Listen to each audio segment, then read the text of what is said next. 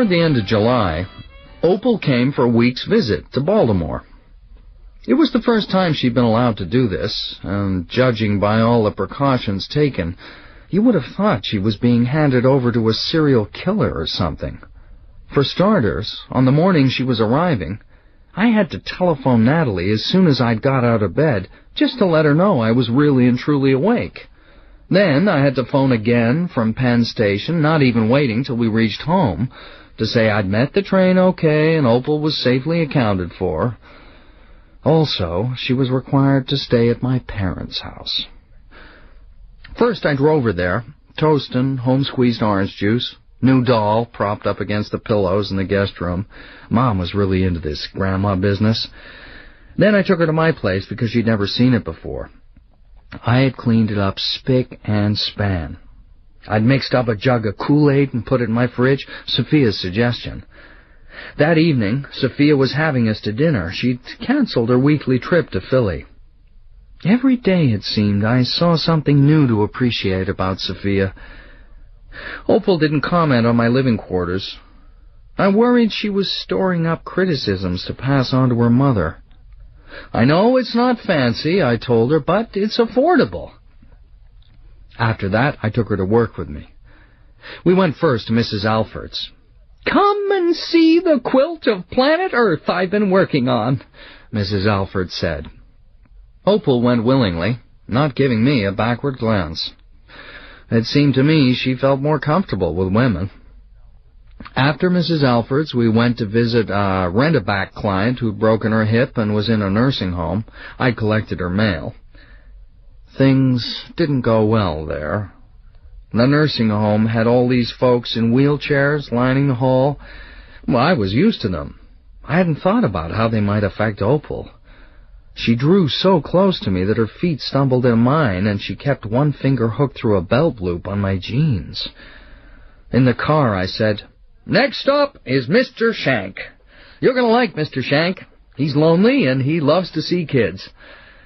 My voice had a loud, fake ring to it I couldn't seem to get rid of.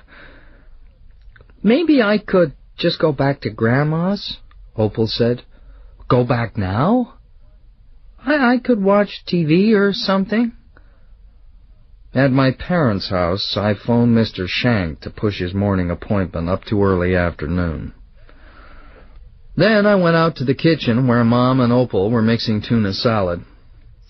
"Barnaby Gatlin," my mother said, "what could you have been thinking of? Taking a 9-year-old child to a nursing home?" "So," I said, "you have a problem with that?" "She says there were people in wheelchairs everywhere she looked. Old people.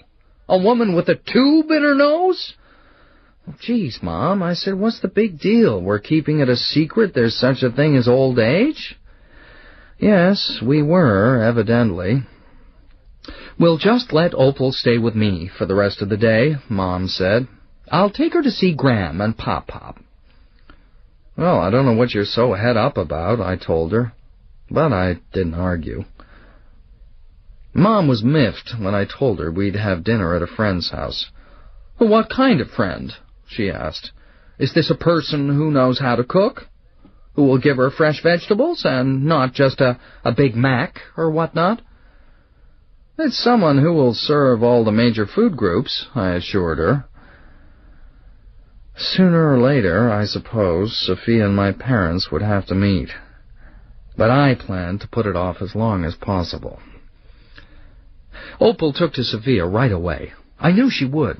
Sophia treated Opal like company, dressed up for her and offered her a special fruit drink with about a dozen maraschino cherries lined up on a swizzle stick, and asked her courteous hostess-type questions throughout the meal.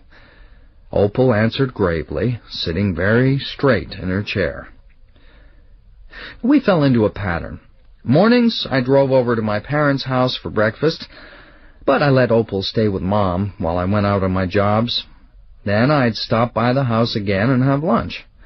After lunch, I'd take Opal to my place. She would watch TV with me or play a board game, then dinner with Sophia.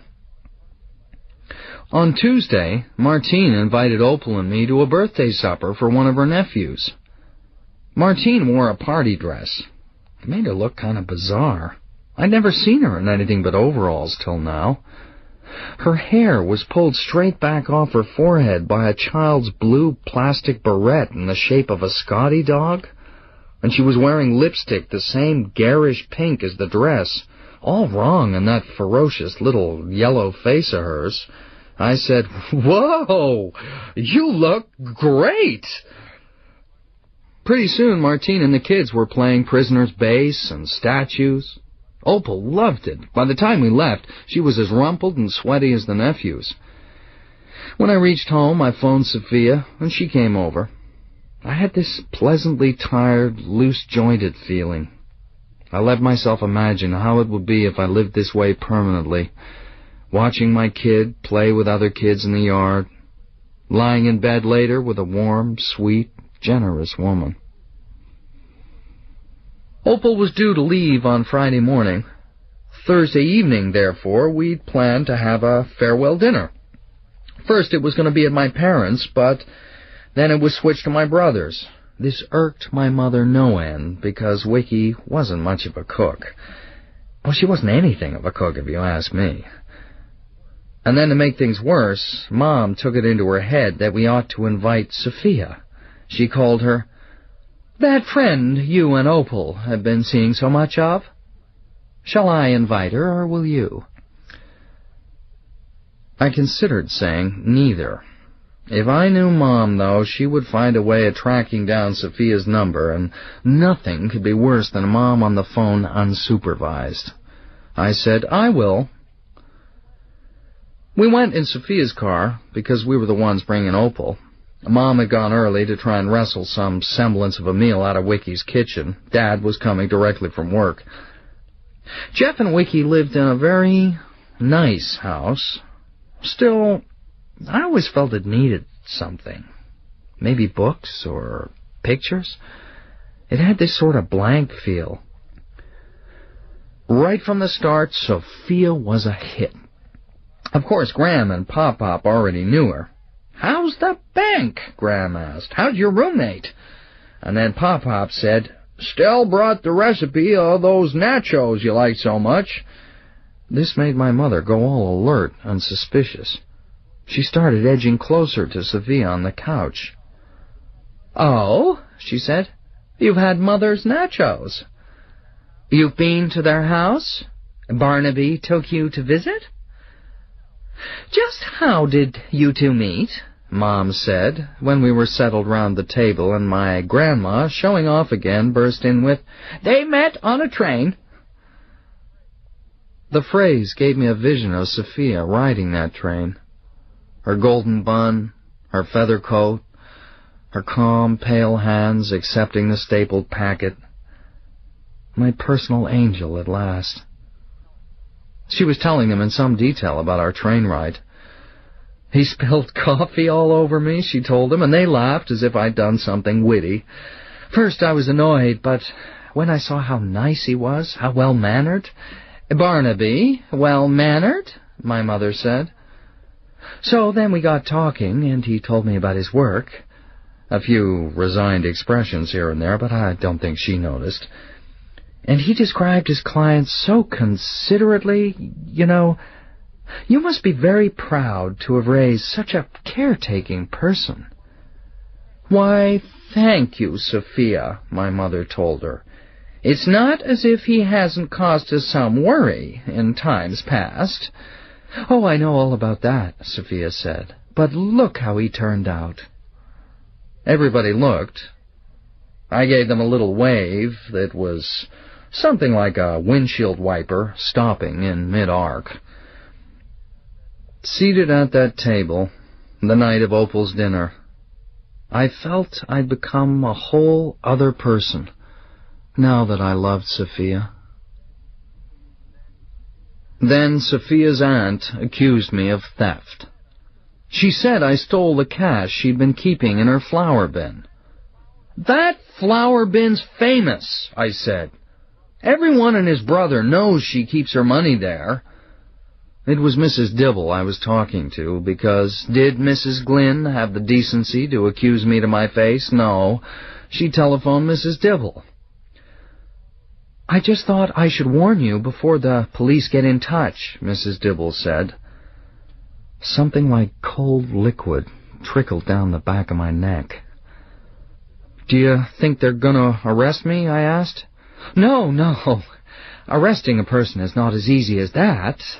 They'll probably want to question you, though, to get your side of the story. I hate that woman. What have I ever done to her that she would jump up and decide it was me? Then I thought. I knew why. I thought of how Sophia had presented me to her mother. A pickup. She was as proud of my sins as I was of her virtues. Sophia's line was busy. I slammed down the receiver. Drove to her house in record time. It was after 11 o'clock by now on a Sunday night. On Sundays, we separated earlier than other days because she had her Sunday routines to follow. Her stockings to rinse out, hair to shampoo, blouses to iron for the coming week. Normally, she'd have been in bed, but this Sunday night all the lights were on, and when she opened the door, she was wearing what she'd worn that afternoon. "Barnaby," she said, not surprised in the least. So I knew it must have been her aunt she was talking to on the phone. "I didn't take that money," I said. "Of course not," she said, and kissed me. But after we'd settled on the living room couch, she said, "I know you've been under some pressure trying to pay off your debt. So you figured I just waltzed into a little old lady's kitchen and helped myself to $8,700? $2,960, she said. "Pardon?" $2,960 was what she told me she had in her flour bin. "Level with me," I said. "Did you ever happen to mention to your aunt that I've been in trouble with the law?" She flushed. "I might have at some point, but I didn't mean any harm. I said it was just your age or whatever, and you changed your ways completely, and I had total faith in you." "Well, thanks," I said. "Barnaby." She was using a tactful, delicate tone that put me instantly on guard. "Is it some kind of loan shark?" "Huh?" "The person you owe money to." "I don't have $8,700, but I do have, let's see, in my savings account." "It's my parents." "Your parents?" "They're the ones I owe it to." "Well, for heaven's sake," Sophia said. "And they're making you pay it back? I just think that's shocking. When their own son has to work weekends even and live in somebody's basement, and your clothes are practically rags and your car is on its last legs. What can your parents be thinking of?" I could have calmed her down, I guess, if I'd told her about the Chinese statue and such. That would have made my parents look more reasonable, but it would have made me look shoddier. And besides, I enjoyed hearing somebody rail against my parents. No, I was not at my best that night.